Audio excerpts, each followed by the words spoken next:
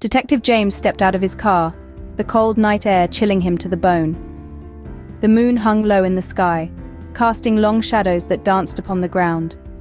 Before him stood an old mansion, its desolate appearance telling tales of time's relentless decay.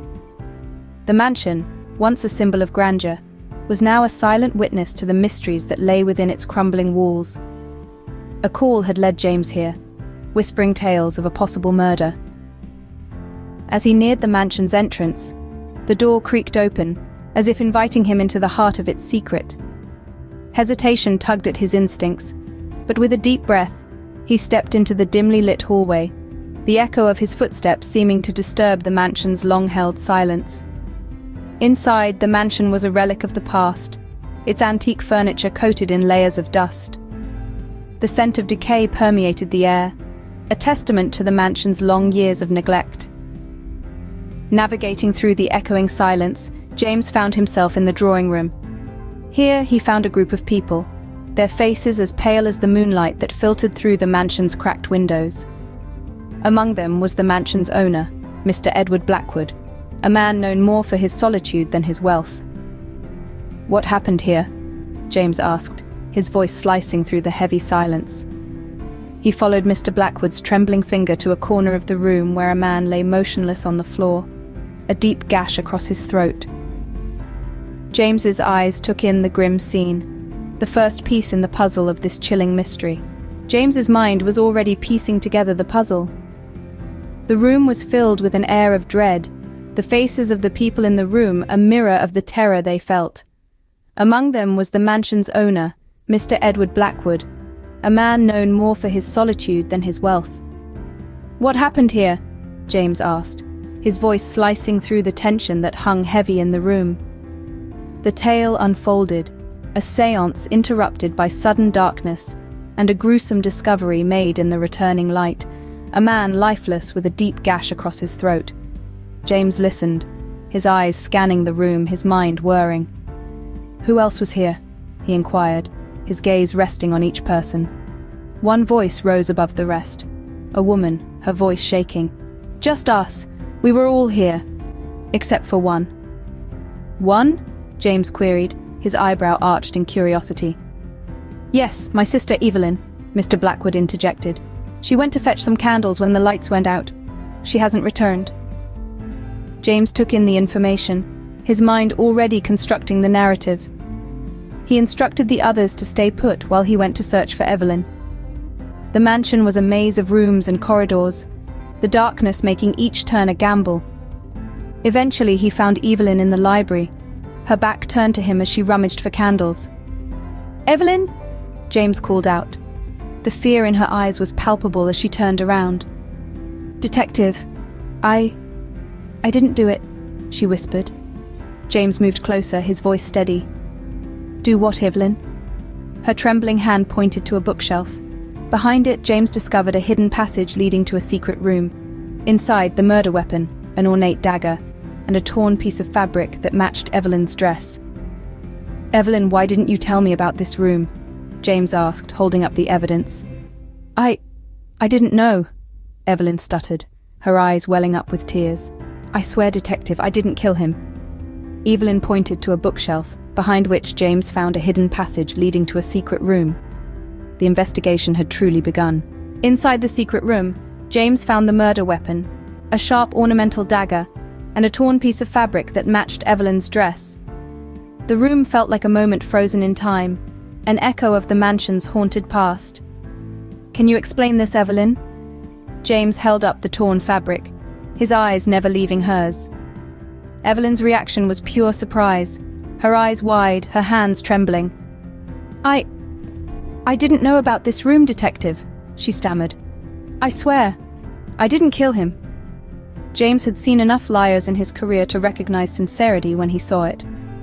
"I believe you, Evelyn," he said, his voice soft but steady. "But we need to find out who did." Together they began to explore the room, their eyes sweeping over the ancient books, the dusty furniture, the dimly lit corners.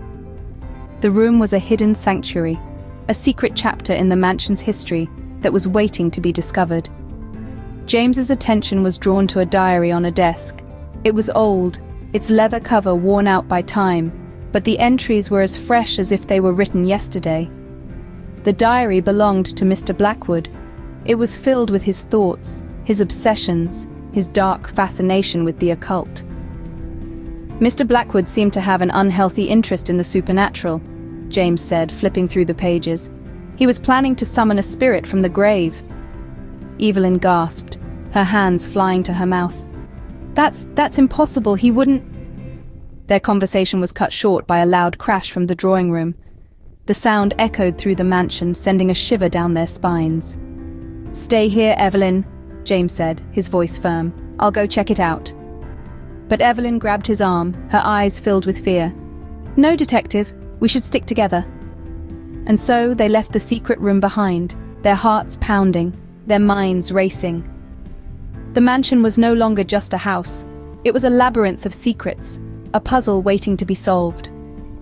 James and Evelyn rushed back to the drawing room to find the others in a state of panic. James calmed them down, then turned to Mr. Blackwood. "You knew the risks of dabbling in the occult, Mr. Blackwood. Did you summon something you couldn't control?" The question hung in the air, heavy as the oppressive silence that filled the room. Mr. Blackwood, his face ashen, seemed to shrink under the weight of James's gaze. His eyes darted around the room, and for a moment James thought he saw a flicker of fear. I don't know what you're talking about," he stammered, but his voice was as unconvincing as his denial. James remained silent, letting the tension build. He had learned long ago that silence could be a powerful tool in his line of work. It could force confessions from the most hardened criminals. But Mr. Blackwood, it seemed, was not ready to confess. With a sigh, James turned away, his gaze sweeping over the room. His eyes landed on a peculiar sight, a panel in the wall, slightly ajar. His interest piqued. He approached it, his fingers grazing over the cool wood. It wasn't a part of the original architecture. This mansion was full of secrets, it seemed. He glanced back at Mr. Blackwood, who was watching him with a wariness that was impossible to miss. James felt a thrill of anticipation. He was onto something. He could feel it. He turned his attention back to the panel, pushing it open with a gentle force. Behind it, he found a small compartment, filled with an assortment of items: a skull, a few candles, a book titled Rituals of the Occult, Mr. Blackwood's Guilty Secret. James held up the book, his voice echoing through the room. "Care to explain this, Mr. Blackwood?" The room was filled with gasps of shock, but James's eyes never left Mr. Blackwood. His face was a mask of horror, his secret exposed. The detective's mind raced. The pieces of the puzzle were falling into place. The seance, the murder, the hidden room, and now, the occult items. He was dealing with something far more complex than a simple murder. His gaze hardened, his words slicing through the tension-filled room. "This isn't just about a murder, is it, Mr. Blackwood? It's about something much darker." A chill ran down his spine. He was stepping into uncharted territory, but he was prepared to go wherever the truth led him. Suddenly he noticed something, a hidden panel in the wall, partially open. James approached the hidden panel, his heart pounding in his chest. The room fell silent, all eyes on him as he reached out and pulled it open. Behind the panel was a small compartment, hidden from plain sight. Inside, nestled on a bed of velvet, lay another dagger. It was identical to the one found in the secret room, yet this one was stained with dried blood, a silent testament to the brutality it had been party to. The room seemed to hold its breath as James turned to face Mr. Blackwood. The wealthy businessman was as white as a sheet, his eyes darting nervously from James to the bloody dagger and back again. "Mr. Blackwood," James began, his voice steady despite the rapid pounding of his heart. "Would you care to explain why there's a bloody dagger hidden in your drawing room?" The room was deathly silent as Mr. Blackwood stammered, struggling to find his words. But there was no denying the evidence.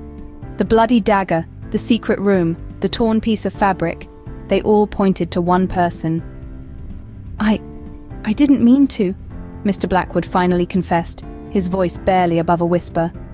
"I was jealous. He was going to take everything away from me. I couldn't let that happen." James nodded, taking a moment to let the confession sink in. It was always the same story: greed and jealousy, driving people to commit unspeakable acts. It was a chilling reminder of the darkness that lurked within the human heart.